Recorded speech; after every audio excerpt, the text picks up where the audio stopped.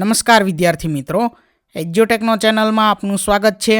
આજે આપણે ધોરણ 6 વિષય અંગ્રેજીમાં યુનિટ નંબર 3 ઇન ફ્યુચર તેની એક્ટિવિટી નંબર 4 થી 7ના તમામ પ્રશ્નોના જવાબનું સોલ્યુશન કરીશું. વિદ્યાર્થી મિત્રો, યુનિટ 3 ઇન ફ્યુચરની તમામ એક્ટિવિટીનું સંપૂર્ણ સોલ્યુશન તમે વિડીયોની ડિસ્ક્રિપ્શન બોક્સમાં આપેલી લિંક પરથી મેળવી શકશો.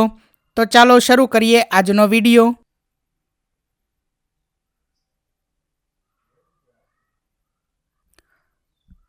તો સૌથી પહેલાં છે એક્ટિવિટી નંબર 4, જેની સૂચના છે look at the pictures carefully, એટલે ચિત્રોને ધ્યાનથી જુઓ.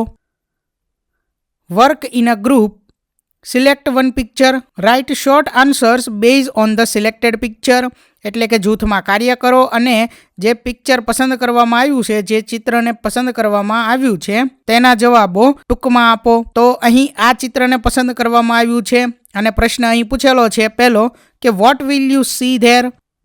તો એનો જવાબ છે કે I will see a giant wheel and a merry go round. There will be a balloon man, magician and acrobats. There will be many stalls like clothes, toys and sweets. ત્યાર પછી આગળ question number 2, what will you do? તો I will enjoy the giant wheel and the merry-go-round. I will watch the magic show. I will eat ice creams. I will buy nice things. ત્યાર પછી આગળ છે બીજું ચિત્ર અહીં આપેલું છે અને અહીં ક્વેશ્ચન પૂછેલો છે પહેલો કે what will you see there? તો I will see many trees and mountains. I will see a river. I will see farms. ત્યાર પછી આગળ બીજો ક્વેશ્ચન છે વોટ વિલ યુ ડુ? તો I will enjoy the fresh air. I will capture nature scenes in my mobile. I will enjoy beautiful sunrise and sunset. ત્યાર પછી આગળ છે question number 3, you return from the trip. What will you talk to your parents about your trip? So I visited many interesting places in Vadodara. I saw the Lakshmi Vilas Palace. It is very big and nice. The Baroda Museum and Picture Gallery were also interesting. I also visited the Surya Temple, which is the oldest temple in the city. I enjoyed my visit to the Nimeta Garden, which is about 15 kilometre from Vadodara. ત્યાર પછી આગળ છે activity number 5, vote will you do when a disaster will strike? એટલે કે કોઈ પણ વિકરાળ આપત્તિ કે કોઈ કુદરતી આપત્તિ આવે ત્યારે તમે શું કરશો? આવો પ્રશ્ન પૂછેલો છે. ત્યાર પછી આગળ છે કે તમારો એક મિત્ર ફાયર કટોરો, બીજો મિત્ર અર્થક્વેક કટોરો અને ત્રીજો મિત્ર ફ્લડ કટોરો લઈને તમારી પાસે આવશે. નીચે આપેલા વાક્યોની પટ્ટીઓ બનાવીને તૈયાર રાખો. તમારા મિત્રના કટોરાને અનુરૂપ વાક્યપટ્ટી તે કટોરામાં મૂકો. તો અહીં આ 8 વાક્યો આપેલા છે. આવા 8 વાક્યોની પટ્ટી બનાવવાની છે અને જે વાક્યને અનુરૂપ કયા કટોરામાં આપણે મૂકવાની છે આ પટ્ટી, તે રમત અહીં રમવાની છે. તો સૌથી પહેલું છે ફાયર. તો એમાં કયા વાક્યો આવશે, કઈ પટ્ટી મૂકવાની આવશે?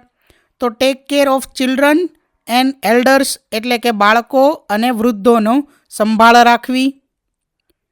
થ્રો વોટર, ડ્રાય સેન્ડ ઓર ડ્રાય ડસ્ટ, એટલે કે પાણીનો મારો ચલાવવો, રેતી તેનો મારો ચલાવવો. ત્યાર પછી કોલ ધ ફાયર બ્રિગેડ, એટલે ફાયર બ્રિગેડને ફોન કરવો. સ્વિચ ઓફ ધ ઇલેક્ટ્રિસિટી, એટલે કે આપણા લાઇટની વીજળીનું જે કનેક્શન છે તેને ચાપ બંધ કરી દેવી, સ્વિચ ઓફ કરી દેવો. ત્યાર પછી આગળ છે અર્થક્વેક, એટલે કે ભૂકંપ. તો એના આધારે વાક્યો કયા આવશે? Run into an open ground, એટલે ખુલ્લા મેદાનમાં દોડી જાઓ. Take care of children and elders, એટલે કે વૃદ્ધો અને બાળકોનું ધ્યાન રાખો. Do not stand under trees or electric poles, એટલે કે વીજળીના થાંભલાઓ અને ટ્રીઝ એટલે ઝાડવાઓની નીચે ન ઊભા રહો. ડુ નોટ યુઝ સ્ટેર્સ, પગથિયાનો ઉપયોગ ના કરો. ત્યાર પછી સ્વિચ ઓફ ધ ઇલેક્ટ્રિસિટી, એટલે વીજળી કનેક્શનને બંધ કરી દો, વીજળીની સ્વિચને બંધ કરી દો. ત્યાર પછી છે ફ્લડ, એટલે કે પૂર. તો એની અંદર આવશે stay in trees or on roofs or on higher areas, એટલે કે stay in trees or on roofs or on higher areas. બરાબર. થોડુંક અહીંયા વધારાનું આજે આવી ગયું છે તે આપણે ચેકી નાખવી.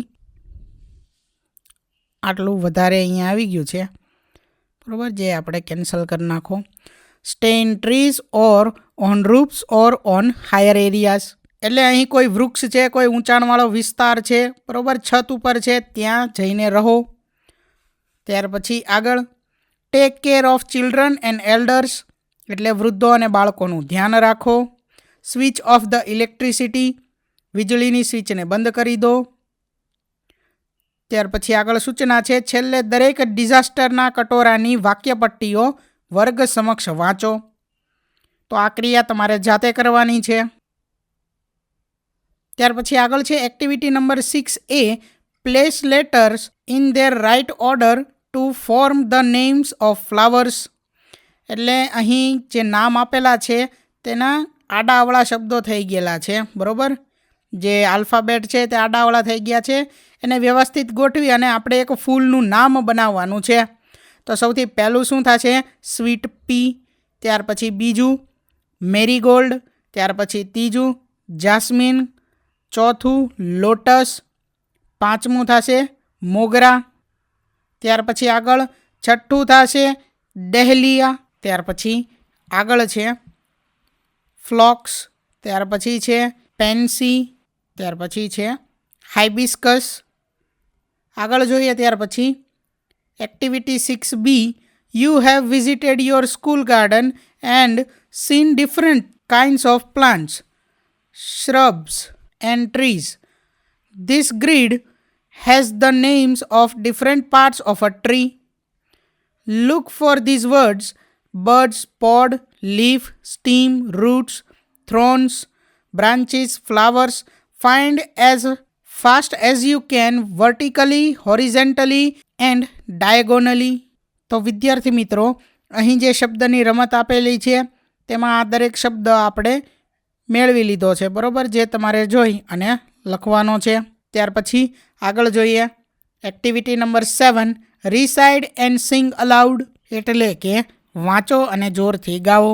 તો એમાં એ છે good night, sleep tight, wake up bright, in the morning light, to do what's right with all your might. ત્યાર પછી આગળ છે B, the rain is raining all around, it falls on fields and trees, it rains on the umbrellas here and on the ships at sea. તો વિદ્યાર્થી મિત્રો, અહીં unit 3 in future તેની activity 4 થી 7 પૂર્ણ થાય છે. થેન્ક યુ દોસ્તો. એજ્યુકટેકનો ચેનલ તરફથી વિડીયો નિહાળવા બદલ આપનો આભાર. આવા બીજા વિડીયોઝ નિહાળવા માટે અમારી યુટ્યુબ ચેનલ એજ્યુકટેકનો અત્યારે જ સબસ્ક્રાઇબ કરો. આભાર દોસ્તો.